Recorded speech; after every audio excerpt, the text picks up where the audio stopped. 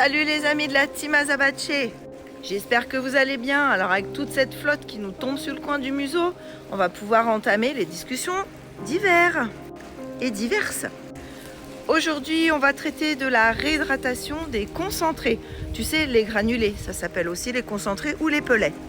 Et pourquoi il est super important de bien doser ton concentré? Tout simplement parce que ça gonfle.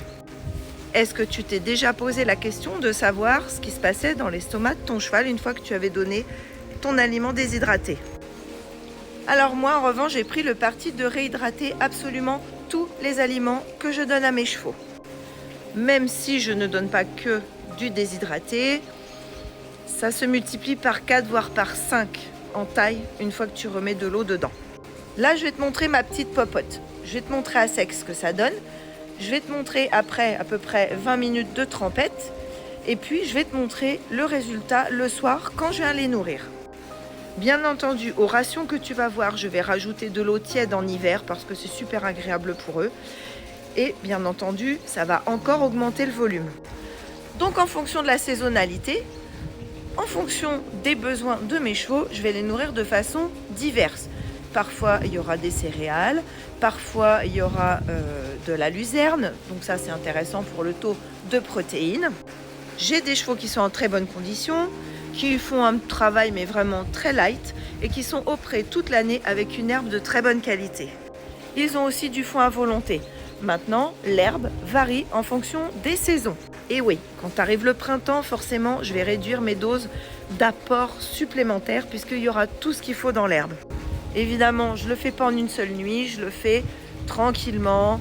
À partir du mois de mars, avril, quand l'herbe commence à devenir belle, eh bien, je vais baisser petit à petit mes rations.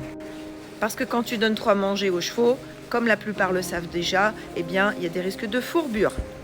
La première chose à faire, c'est déjà de vérifier l'exactitude de tes contenants.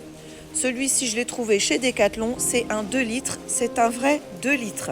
On parle rarement en grammes en fait, du moins moi je ne sais pas parler en grammes, je parle qu'en litres parce qu'en plus ça me donne ce que ça va remplir dans l'estomac de mon cheval.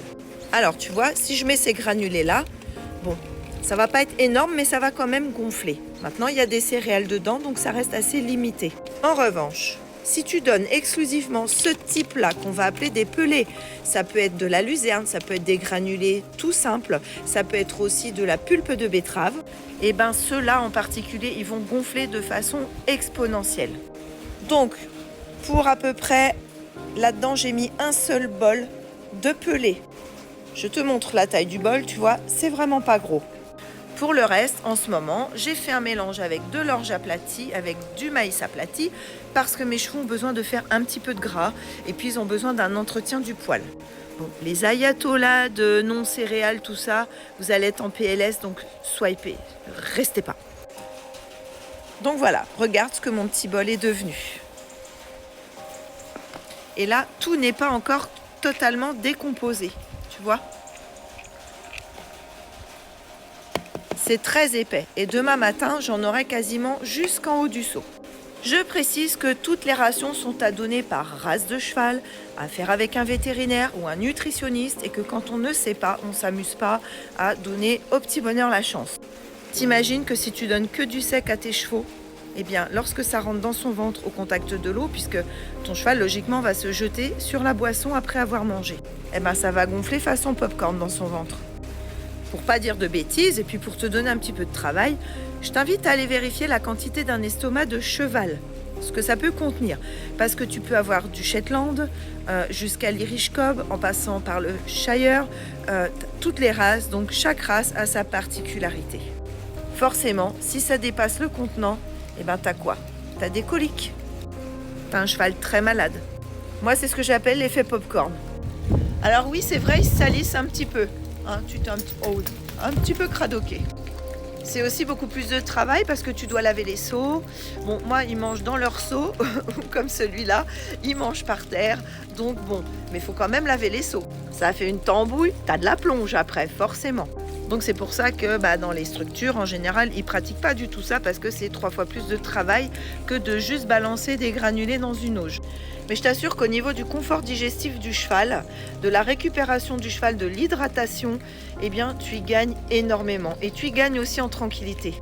Combien de bouchons œsophagiens aussi peuvent arriver avec les aliments déshydratés? J'ajoute que bien entendu, ils gardent un accès à volonté à l'eau et au foin. Si tu me connais pas, vas-y, n'hésite pas à suivre et puis tu verras comment vivent mes chevaux. Ils vivent dans des box ouverts sur 1 hectare et puis l'après-midi, arrivé 10h30, 11h, ils sont sur un pré de 2 hectares, 3 hectares, ça dépend des moments. Et en effet, je t'ai pas détaillé les rations parce que j'ai un cheval âgé qui a des pathologies, j'ai un jeune étalon qui lui n'a pas de pathologie mais a d'autres besoins. Et c'était pas l'objet de cette vidéo en fait. L'objet c'est vraiment de te sensibiliser à la réhydratation des aliments secs. Donc si tu as tes chevaux chez toi, que tu as cette chance, je t'invite vraiment à passer à ce mode de nutrition. Parce que déjà, tu crains rien du tout à juste réhydrater tes aliments. Bon, en effet, faut les faire hydrater le matin pour les consommer le soir. Tu les gardes pas 2 ou 3 jours dans la gamelle parce que ça fermente. Tu les mets pas non plus en plein soleil. Enfin, bien entendu, il y a des règles de bon sens. Puis tu laves les gamelles tous les jours. Encore une fois, c'est pas parce que tu réhydrates tes aliments que les chevaux n'ont plus besoin d'eau. Non, ils ont besoin de boire quand même. Mais tu constateras qu'ils boivent vraiment de façon beaucoup plus délicate. Parce que, oui, dans cette composition que tu leur as faite, il y a déjà à peu près 5 litres d'eau. Allez, je te montre tout de suite ce que ça donne une fois que la trempette a eu lieu. Et voilà le résultat du soir. Comme tu vois, ça a super gonflé. Le seau est presque plein.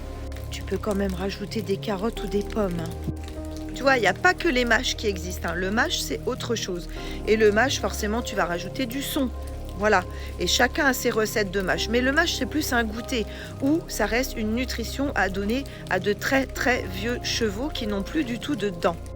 Mais pour les chevaux classiques, c'est vraiment très confortable pour eux. Allez, je te fais des bisous. Je te dis à bientôt. N'hésite pas à t'abonner, à liker, à partager. Et puis aussi, mets tes petits commentaires en dessous.